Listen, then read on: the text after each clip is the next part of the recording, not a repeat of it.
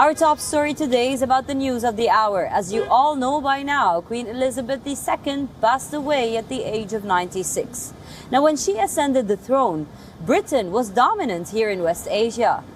It supported monarchies with the help of the crown and its imperial influence. But slowly, its power started crumbling. After its withdrawal, Britain built strategic partnerships with the Gulf states. Here's where the royal family played a major role. It helped safeguard these relations in the region. So our top story is about how Britain's power waned in West Asia during the Queen's rule. Let's take a look.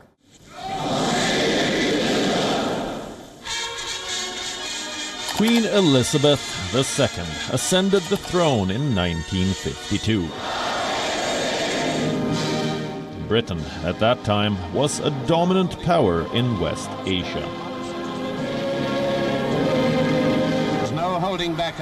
Over her reign, its power waned in the region.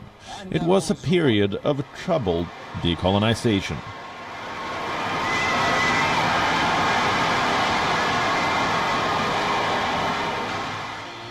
But one where the monarchy played a bigger role than usual. The first was in Iran. Britain had close ties with the Shah of Iran. The 1953 coup was a perfect illustration of that. Reza Shah Pahlavi was propped up, overthrowing his democratically elected prime minister. Why? In the military court at Tehran, where he's been on trial. Because Prime Minister Mohammad Mossadegh had nationalized Iran's oil industry, a move that put it at loggerheads with Britain. The Queen did not author the coup. That was UK Prime Minister Churchill and US President Eisenhower's idea. But what she did was strengthen relations with the Shah. Or Persia, as we always used to call it. She formed a personal relationship with him. In 1959, she received him as an official guest, all as oil profits flowed once more to the UK. Must have been pleasing to Her Majesty's guest. This isn't the only autocracy that the monarchy backed. Its imperial influence could be felt across West Asia, especially with its support for the royal regimes UK put in place. We are talking Egypt, Iraq, Jordan, and the Gulf Emirates. In Jordan, the current ruling Hashemites came from the Arabian Peninsula. They launched the revolt against the Ottoman Empire during World War I. Enjoying the backing of a wartime alliance with Britain.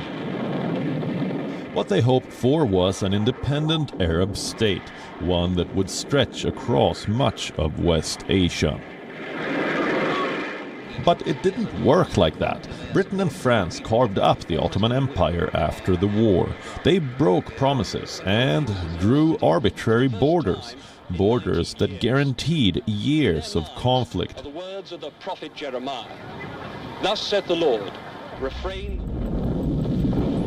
In Israel and Palestine, Lebanon, Syria, and Iraq.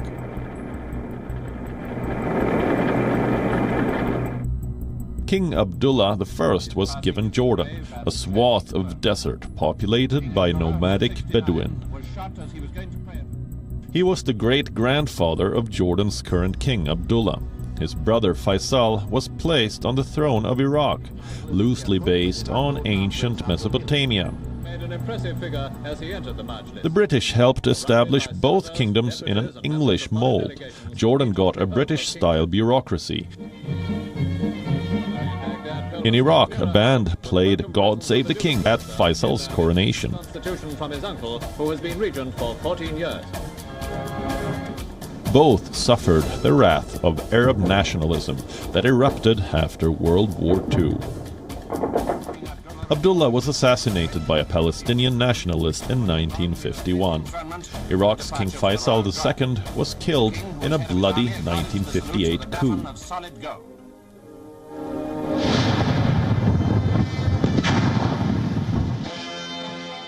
The Queen's long reign saw most of West Asia cast off London's rule, but a handful of British-installed monarchies still survive here.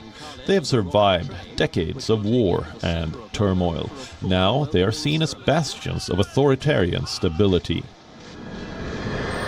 When the Arab Spring erupted a decade ago, there was fear among the regimes, but these hereditary rulers were largely unaffected.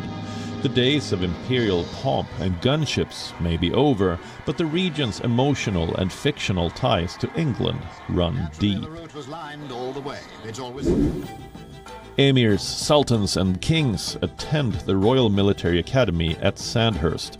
Gulf wealth helps reshape London's skyline. Heirs to the tribal leaders boast of second homes in the UK.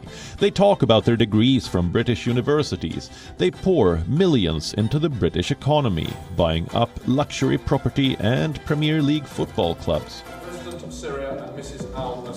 Britain's support for all these regimes was backed by the monarchy. The British royal family played an essential role here. They maintained an autocratic model of diplomacy and established personal relations with regimes, including the ones in Saudi Arabia, the UAE, and Oman. Images of the Queen laughing with the ruling elite signal a strong relationship. All of these Arab monarchies were modern-day creations. So they had to create a monarchical myth about themselves. This is where the British royal family came. They gave them a ready-made blueprint on how to operate.